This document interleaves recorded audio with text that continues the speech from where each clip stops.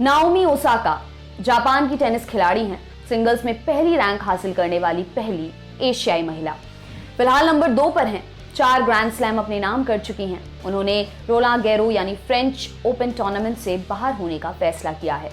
Naomi ने कहा कि वो मानसिक परेशानियों से जूझ रही हैं। उनसे डील करने के लिए उन्हें वक्त चाहिए।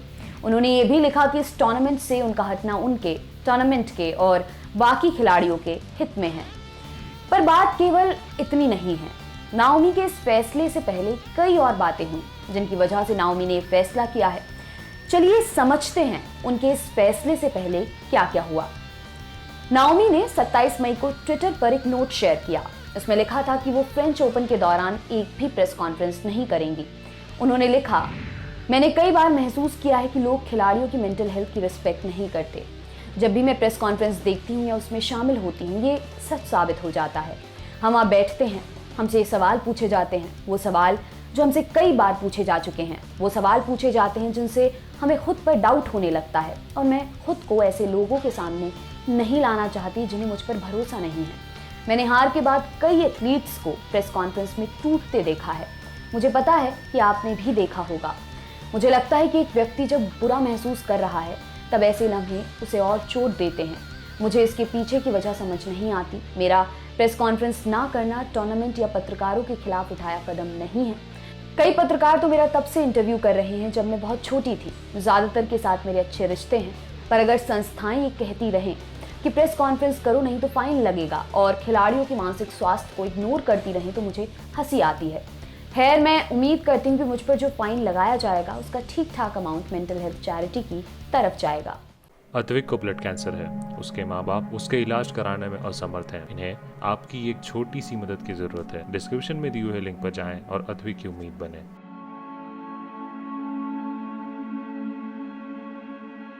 30 मई को नाओमी ने फ्रेंच ओपन में पहले राउंड का मैच खेला। मैच रोमानिया की पेट्रिशिया मारिया टिक के खिलाफ था। जीत के साथ नाओमी ने फ्रेंच ओपन में एक बेहतरीन शुरुआत की। हर मैच के बाद प्रेस कॉन्फ्रेंस होती है। इसमें खिलाड़ियों का शामिल होना जरूरी होता है। नाओमी पहले ही प्रेस कॉन्फ्रेंस में नहीं जाने का फैसला कर चुकी थी तो वो शामिल नहीं हुई। इसके बाद उनके ऊपर $15,000 यानी करीब 10,93,000 रुपए का फाइन लगा दिया गया। रोलां गैरो की तरफ से इसे लेकर प्रेस नोट भी जारी किया गया। इसमें कहा गया, नाओमी के फैसले के बाद हमने उनसे संपर्क करने की कोशिश की ताकि हम उनकी परेशानी को बेहतर तरीके से समझ सकें और उसका समाधान निकाल सकें, पर हमारी कोशिशें बेकार रहीं। हमने ऑस्ट्रेलियन ओपन, विंबलडन और यूएस ओपन ने मिलकर उन्हें चिट्ठी लिखी ताकि हम उनके स्वास्थ्य के बारे में जान सकें और अपना सपोर्ट दे सकें। हमने लिखा कि हम खिलाड़ियों के स्वास्थ्य को लेकर समर्पित हैं और इस मुद्दे पर बात हो सकती है। हमने उन्हें उनकी जिम्मेदारियों के बारे में भी बताया, लेकिन उनकी तरफ से कोई जवाब नहीं आया। हमने उन्हें ये भी बताया कि सारे नियम सभी खिलाड़ियों पर समान रूप से लागू होते हैं। आगे लिखा गया कि उनके पास खिलाड़ियों की वेलबींग का ख्याल रखने के लिए एक डेडिकेटेड टीम है, लेकिन उसके काम करने के लिए खिलाड़ी की तरफ से भी इन्वॉल्वमेंट जरूरी है ताकि उनकी बात, उनका नजरिया समझा जा सके। रोलां गैरो ने आगे लिखा, मीडिया के साथ खिलाड़ियों का बात करना ग्रैंड स्लैम के कोर एलिमेंट्स में से एक है। इससे मीडिया को खिलाड़ियों को जानने का और खिलाड़ियों को अपनी कहानी बताने का मौका मिलता है। ये एक जिम्मेदारी है जिसे खिलाड़ी अपने खेल, अपने फैंस और अपने लिए निभाते हैं। हमने नाओमी को ये बात बताई है कि अगर वो प्रेस कॉन्फ्रेंस में शामिल ना होना जारी रखती हैं तो उनके खिलाफ कोड ऑफ कंडक्ट के उल्लंघन मामले में कार्रवाई की जाएगी।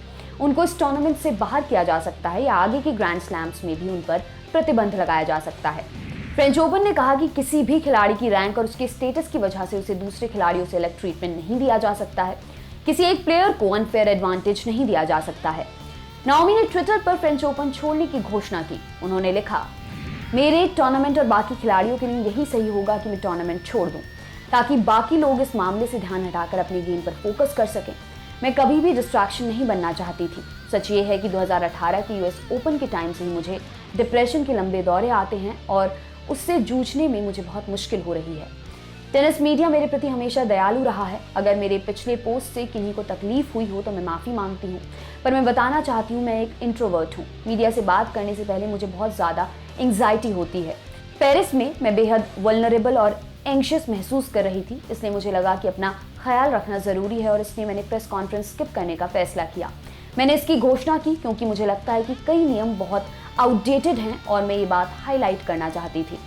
मैंने इसे लेकर टूर्नामेंट को भी लिखा था। मैंने माफ़ी मांगी थी और ये भी कहा था कि टूर्नामेंट खत्म होने के बाद मैं खुशी खुशी मीडिया से बात कर लूँगी, क्योंकि उनकी आलोचना बहुत तीखी होती है।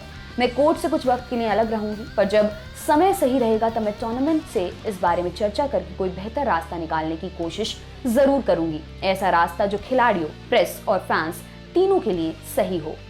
नाओमी की टूर्नामेंट छोड़ने पर ज़्यादातर लोगों ने नाओमी की हिम्मत की दाद दी है कि उन्होंने मेंटल हेल्थ को लेकर खुलकर बात की। जब नाओमी ने फ्रेंच ओपन छोड़ने की घोषणा की तब अमेरिकी टेनिस स्टार सेरेना विलियम्स इस साल के फ्रेंच ओपन का अपना पहला मैच खेल रही थी। मैच जीतने के बाद जब वो प्रेस कॉन्फ्रेंस में पहुंची तब उन्हें पता चला कि नाओमी टूर्नामेंट से अलग हो गई हैं। सेरेना ने कहा, मैं उनकी स्थिति समझ सकती हूँ, काश मैं उन्हें हक कर पाती। मुझे पता ये कैसा होता है, मैं उस जगह पर रह चुकी हूँ। हर कोई अलग होता है, चीज़ों को अलग तरीके से हैंडल करता है। आपको उन्हें वक्त देना होगा ताकि वो इस स्थिति को वैसे हैंडल कर सकें जैसा उन्हें सही लगता है। 39 ग्रैंड स्लैम टाइटल जीतने वाली अमेरिका की tennis veteran Billie Jean King ने भी नाओमी के समर्थन में ट्वीट किया। उन्होंने लिखा, ये बहुत हिम्मत की बात है कि नाओमी ओसाका ने डिप्रेशन के साथ अपने स्ट्रगल के बारे में खुलकर बात की।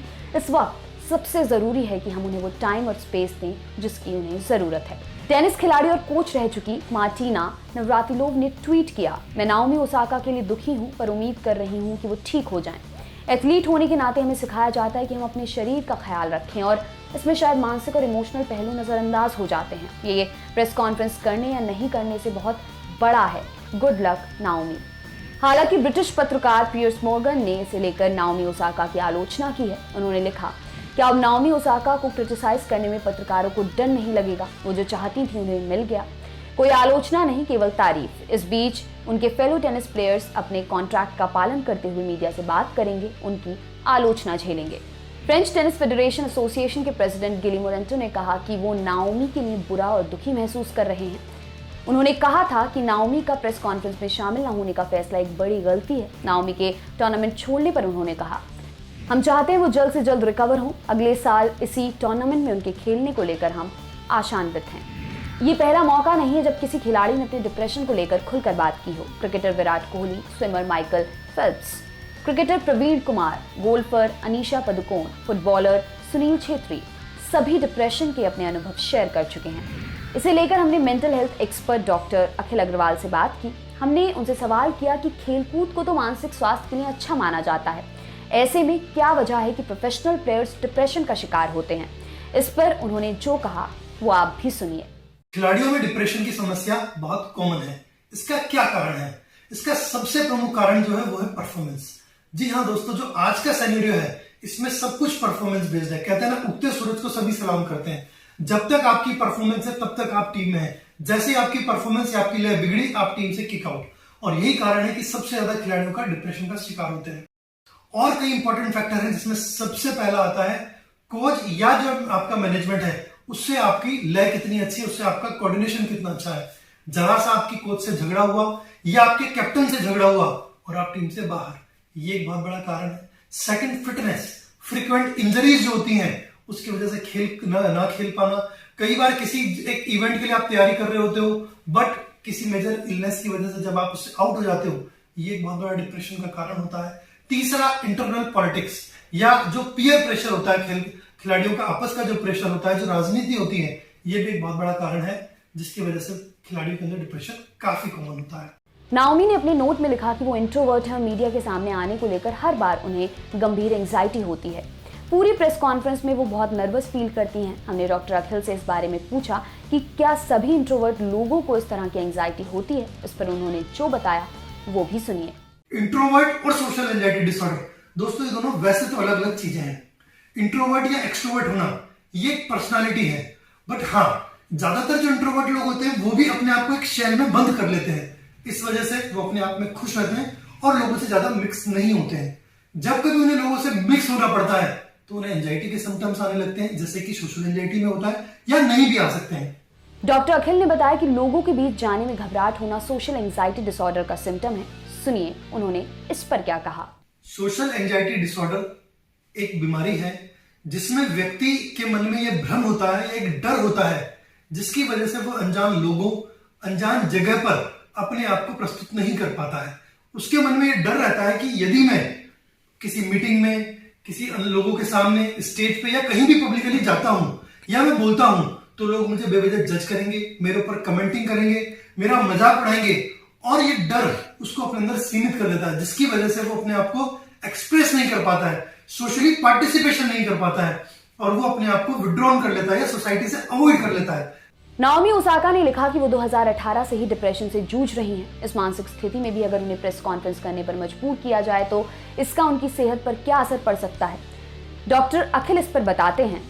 दोस्तों, जैसा हमने कहा कि यदि व्यक्ति डिप्रेशन में है और साथ में यदि वो इंट्रोवर्ट या सोशल एंजाइटी का भी शिकार है तो ऐसे केस में वो प्रेस कॉन्फ्रेंस को हैंडल ही नहीं कर पाते हैं, क्योंकि उनका सबसे बड़ा फियर होता है कि लोग हमें जज करेंगे और प्रेस कॉन्फ्रेंस में जब उनसे सवाल पूछे जाते हैं तो उससे एस्केप ढूंढने लगते हैं। बहुत बार इस कंडीशन में उनको पैनिक अटैक्स हो जाते हैं, वो वहां से उनको चोकिंग या ब्रेथलेसनेस होने लगती है और वो वहां से एस्केप करना चाहते हैं। वो सवालों के सही जवाब नहीं दे पाते या कुछ गलत जवाब दे जाते हैं जिन्हें मीडिया तोड़ मोड़ कर पेश करता है, जो उनके डिप्रेशन को और अधिक बढ़ा सकता है। यानी जिस मानसिक स्थिति में नाओमी ओसाका है उसे देखते हुए प्रेस कॉन्फ्रेंस नहीं करने का उनका फैसला एक सही फैसला मालूम पड़ता है। हमें उम्मीद है कि वो जल्द स्वस्थ होंगी और ग्रैंड स्लैम फेडरेशन भी अपने नियमों और कॉन्ट्रैक्ट में बदलाव की गुंजाइश पर विचार करेगा। आपके लिए ये खबर लिखी है हमारी साथी कुसुम ने। मेरा नाम है दिव्यांशी। देखते रहिए दी लल्लन टॉप। शुक्रिया।